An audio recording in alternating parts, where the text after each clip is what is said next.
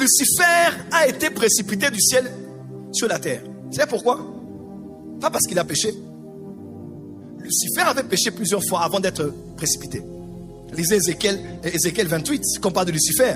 Il avait déjà commencé à faire des mauvaises choses, à faire déjà des coalitions. Dieu n'avait rien fait avec ça. Dieu l'observait. Mais on dit jusqu'au jour où l'iniquité fut trouvée en toi. Comment? Jusqu'au jour où le péché que tu commettais est maintenant entré en toi. C'est à cause de l'iniquité que je vais te résister et je vais te précipiter. Lucifer a perdu sa place pas à cause du péché, mais de l'iniquité. Dieu pardonne les péchés, mais il ôte les iniquités. Oh, comment? Le problème n'est pas le péché. Nous tous nous péchons. Il est écrit, si quelqu'un dit qu'il n'a pas péché, il fait de Dieu un menteur, la vérité n'est pas en lui. Mais le vrai problème, c'est l'iniquité. Alors, c'est quoi l'iniquité? Notez. C'est quoi l'iniquité? C'est ce que Paul a dit dans Romains 7.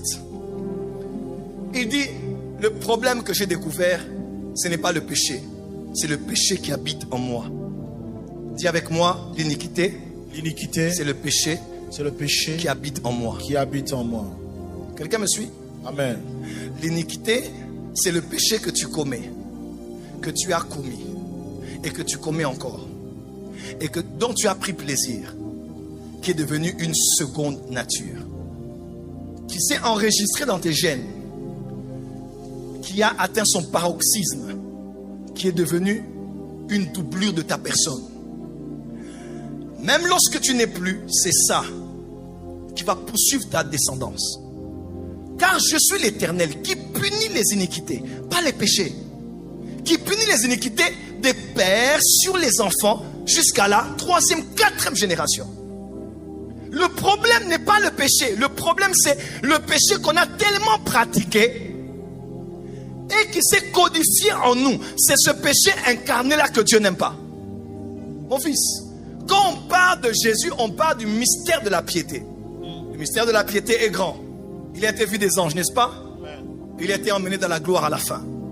Mais quand on parle de l'antichrist, on parle du mystère de l'iniquité. Pas du mystère du péché. Parce que l'iniquité, c'est le péché incarné. Comment? C'est le péché qui atteint son paroxysme.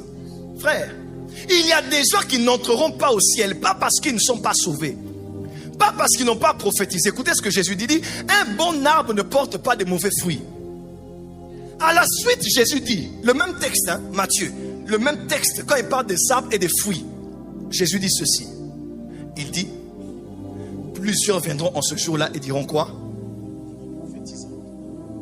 N'avons-nous pas prophétisé en ton nom?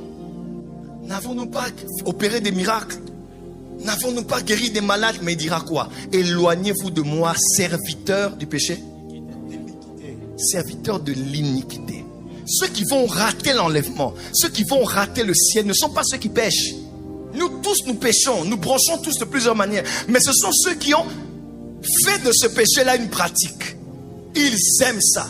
Ils sont addicts à ça. Ils sont accros à ça. Et c'est devenu une seconde nature. C'est ça qui fera que on vous mette dehors ceux qui aiment et pratiquent